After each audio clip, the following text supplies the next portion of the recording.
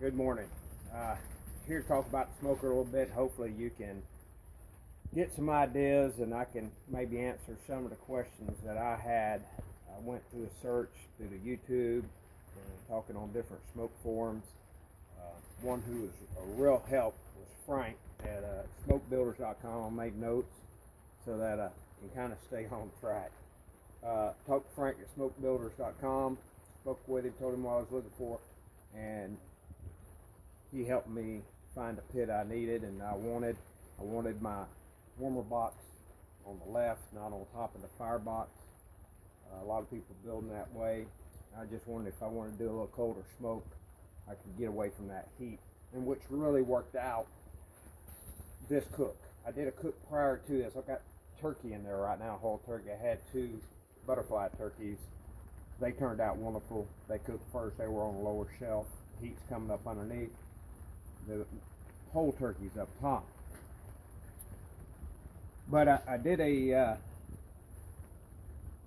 pork loin and 2 pork butts. Pork loin dried out. I wound up burning the pork butts. We salvaged them, cut the burn off. It was black. I mean, it was burnt. I was trying to get internal temperature and just ran with it. Where to get materials? For me, I called a pipe company, Lily Pipe here in Columbus. They also have a place in Kentucky, and I looked for a reject pipe.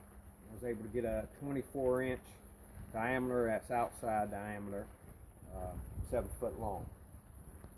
The material thickness was 3/8 wall, almost. It was between 1/4 and 3/8, more towards the 3/8 side. Then I found a scrap metal place, Recycle, First Street Recycle in Dayton, Ohio.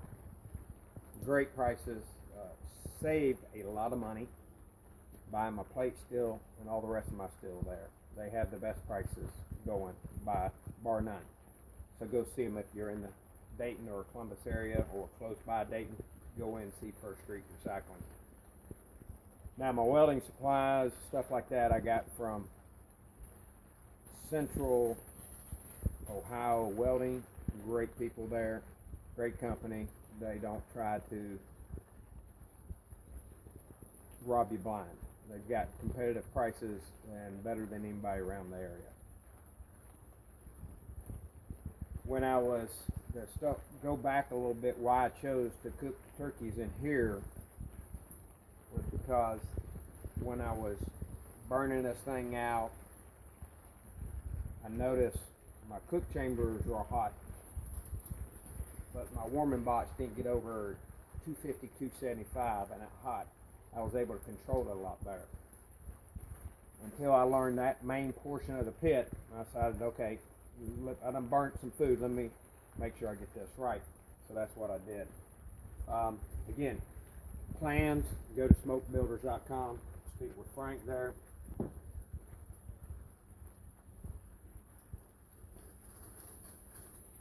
Trying to go over the hinges I got from Etsy. They came from Plasma Cut Solutions. They were 10-inch vintage smoke hinges. I bought the bullet hinges from Frank and them. I've used them past one other time when I built a reverse flow pit. I didn't like them and I forgot. I don't like them. They can put them on good. I'm not a professional welder. If you look at these welds, it's not leaking. It's there. Amen. Marv Hill, YouTube, axles and wheels. I got a lot of information from him on his axles and his wheels, what he did. Now I did go with 3,500 pound axles, which I built these axles. I just bought the spindles, the 1750s, and the hubs. Came with the bearings and all. Then I bought the tires. I made this a wagon style. If you look up here, so this is a patio style. So I designed it so I could steer it, get it in the garage, because I don't have room to make a trailer to pull behind the vehicle.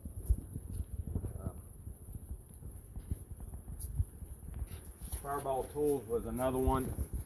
He's got a lot of good videos, especially if you're don't have a plasma cutter and you're going to use a grind cutoff wheel. Don't just dive in there. He's got a video on high speed showing how you can really get a lot of cuts with a disc cutoff blade. Learned a lot of information from that. Another great site is you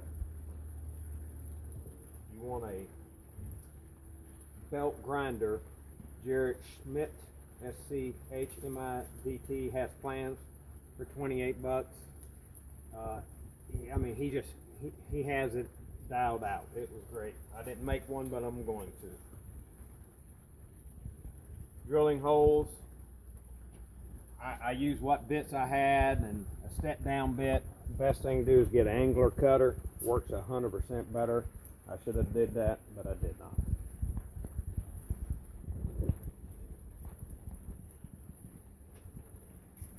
not. Flange Wizard. Small is what I use to find the top dead center. Strong hand tools use those. Milwaukee handheld deep cut corded bandsaw. What a great tool. Really liked it.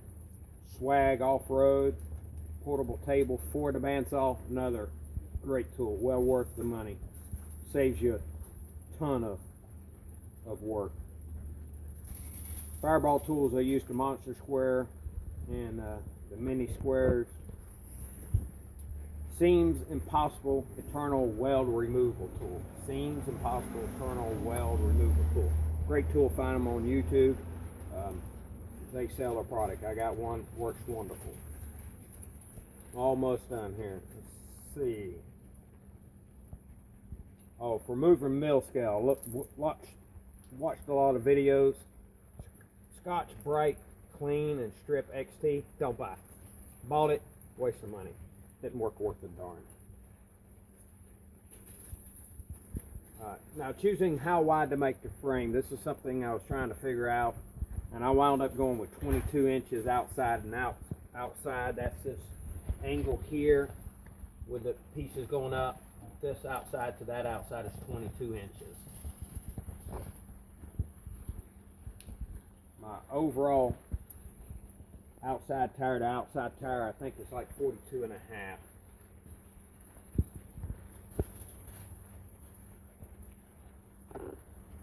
My cooking grate, I did that at 35 and a half inches high. Now the warming box, my plans did not have the hip roof. I saw somebody had a hip roof. Shout out to Shirley Fabrication. They're the ones who did that. It's their idea, and I copied it. I like hip roofs. I built homes years ago. We had hip roofs on them. That's a big thing now too. So I did that. Now this contraction up here, I just didn't want it to flop around everywhere, so I just kind of made a grid for it to stay in. Counterweight, I've got, this door's heavy. I've got about 100 pounds. That counterweight's about 100 pounds. It's a 3.5 inch quarter wall pipe, and inside is a solid 3 inch solid steel pipe, about 38, 39 inches. And now I got some other metal and then metal caps on the end. It's heavy, but makes this door great. Mad Scientist Barbecue. Shout out to you. Thank you. I've learned a lot from you. Weld.com, another shout out. Great stuff. Welding tips and tricks. Tim Welds, Allen Welding and Woodworking. Great sites to find stuff on YouTube and see how to make stuff. I made these hinges for this in my firebox because I didn't like the bullet hinges. My bad on that.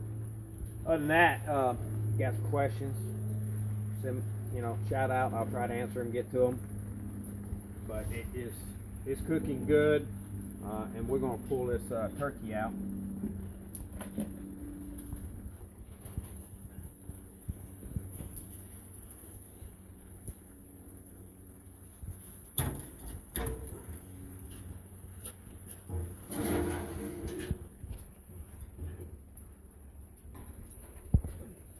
Shout out to my daughter Caitlin for doing the filming. Let me go get my pan. Hold up here. All right. This is a 21-pound turkey. Again, here's the inside. I'll hold the door for. I've got sausage racks I put up here. I've got extra slides, so if I'm cooking ribs, I'll take them and put them in there. My slide out here, back and forth. I'll cut that off if I don't want to cook in there.